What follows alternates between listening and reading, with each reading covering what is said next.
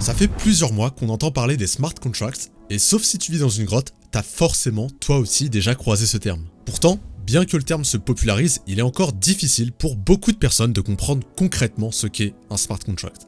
On entend parler de l'Ethereum, de la blockchain, bref, on est perdu avec tous ces nouveaux termes. Mais pas de panique, je vais t'expliquer tout ça dans cette vidéo. L'idée même des smart contracts ou contrats intelligents est née il y a bien longtemps puisqu'elle remonte aux années 90. En effet, à cette époque, Nick Szabo, un des précurseurs de la blockchain et du Bitcoin, décrivait déjà le recours à des contrats informatiques qui seraient automatiques et sécurisés sur un réseau public. De façon très simple, les smart contracts ont pour objectif la conclusion de contrats, comme on le fait dans la vie de tous les jours, à la différence que cette fois-ci, le contrat est totalement dématérialisé, automatique et se conclut sans le recours à des intermédiaires. Par exemple, si je souhaite acheter une maison, un smart contract me permettra de conclure un contrat avec le vendeur sans qu'il y ait besoin de recourir à une banque, à un notaire, etc. La transaction se fera en direct entre lui et moi.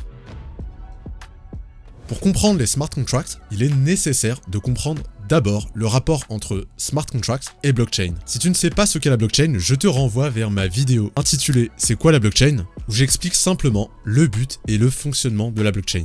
En deux mots, et pour rappel, la blockchain c'est une technologie qui permet d'effectuer des transactions sécurisées et anonymisées sans recours à un tiers de confiance. La blockchain la plus connue est celle du Bitcoin. Mais bien sûr, comme je l'avais indiqué dans ma vidéo précédente, il existe d'autres blockchains comme la blockchain Ethereum. Qu'il s'agisse de la blockchain Bitcoin ou de la blockchain Ethereum, c'est toujours la même chose, c'est une blockchain. Simplement, elle est adossée sur une crypto-monnaie qui est différente. Et c'est justement l'Ethereum qui va nous intéresser aujourd'hui puisque c'est la crypto-monnaie qui permet la conclusion des smart contracts. En définitive, ce qu'il faut retenir, c'est que les smart contracts sont des contrats qui utilisent une technologie informatique, la blockchain Ethereum, pour s'exécuter. Les smart contracts s'identifient par 4 grandes caractéristiques. Premièrement, il s'agit de contrats sans tiers de confiance, donc sans intermédiaire. Et cela est lié au fait qu'ils s'exécutent via la blockchain, car comme on l'a dit, la blockchain permet la réalisation de transactions de manière anonyme et sécurisée, sans tiers de confiance. Deuxièmement, ce sont des contrats qui sont automatiques, c'est-à-dire qu'ils s'exécutent et s'appliquent tout seuls.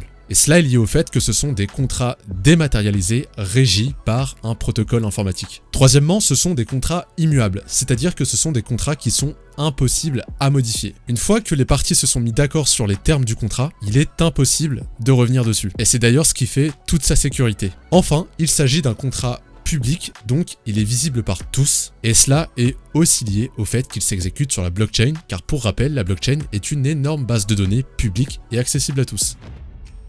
Partons d'un exemple assez simple. Imaginons que A et B souhaitent conclure un contrat concernant un bien dématérialisé. A est l'acheteur et B le vendeur. Première étape, A et B se mettent d'accord pour conclure un contrat. Donc les deux parties se mettent d'accord sur les conditions du contrat, les termes du contrat et donnent toutes les deux leur consentement. Deuxième étape, un développeur écrit alors cette volonté des deux parties dans un programme informatique dont le langage informatique est bien souvent Solidity. Attention, le recours à un développeur n'est pas toujours obligatoire. En effet, de plus en plus, il existe des modèles de contrats, des interfaces web et autres outils en ligne pour simplifier la structuration des smart contracts. Ce contrat intègre alors plusieurs éléments, qui est le payeur, qui est le vendeur et les conditions.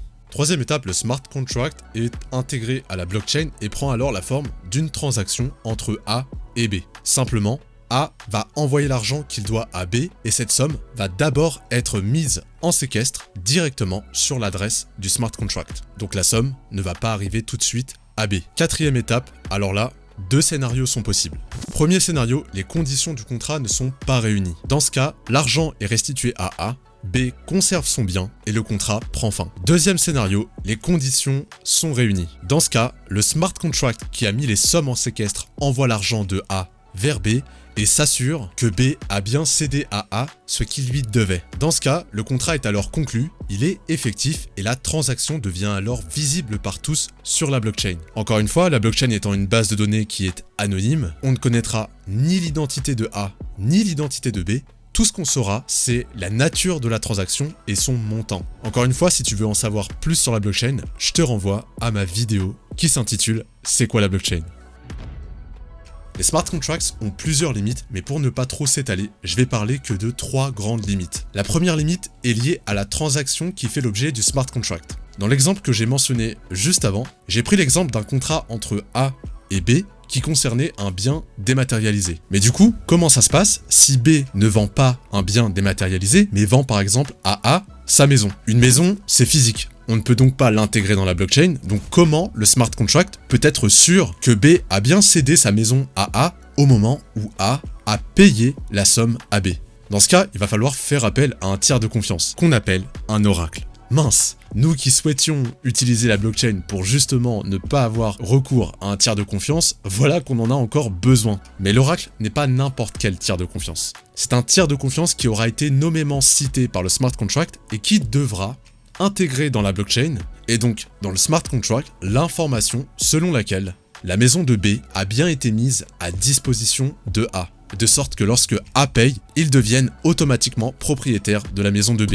Et au-delà de ça, il existe des mécanismes prévus pour pouvoir contrôler l'oracle et s'assurer de son indépendance. Deuxième limite, comme on l'a dit, l'une des caractéristiques des smart contracts est d'être immuable, donc impossible à modifier. Alors c'est généralement vu comme un avantage, mais c'est aussi l'une de leurs faiblesses. En effet, si le développeur qui a créé le contrat a malencontreusement mal codé celui-ci et que ce dernier comporte des bugs, alors ces bugs peuvent être exploités par des personnes malveillantes, comme des hackers, comme cela s'est passé pour le projet de DAO, qui pour rappel était un projet permettant à des utilisateurs anonymes d'accorder ou non des financements à d'autres projets via des smart contracts. Mais une faille dans le code de ces smart contracts a permis à un pirate de récupérer 3 millions d'Ethereum, ce qui ferait aujourd'hui, au moment où je tourne cette vidéo, environ 8 milliards de dollars. Troisième limite, le smart contract se base sur l'Ethereum. Simplement, l'Ethereum est une monnaie dont le cours est très volatile puisque c'est une monnaie décentralisée, donc qui n'est pas régie par une banque centrale. Toutefois, il est jamais prudent de conclure un contrat se basant sur une monnaie qui est volatile. Du coup, pour remédier à ce problème, il est aujourd'hui possible d'utiliser non pas de l'Ethereum, mais des stablecoins, qui sont des crypto-monnaies dont le cours ne varie pas car ils sont basés sur la monnaie fiduciaire étatique, comme par exemple l'USDC. On arrive donc à la fin de cette vidéo, j'espère qu'elle t'a été utile et qu'elle t'a permis de comprendre ce que sont les smart contracts et comment ils fonctionnent. Si c'est le cas, n'hésite pas à te manifester, un petit like ça fait toujours plaisir, un petit commentaire encore plus, et si j'ai les deux, tu refais ma journée et mon référencement. Sur ce, on se dit à bientôt pour une prochaine vidéo.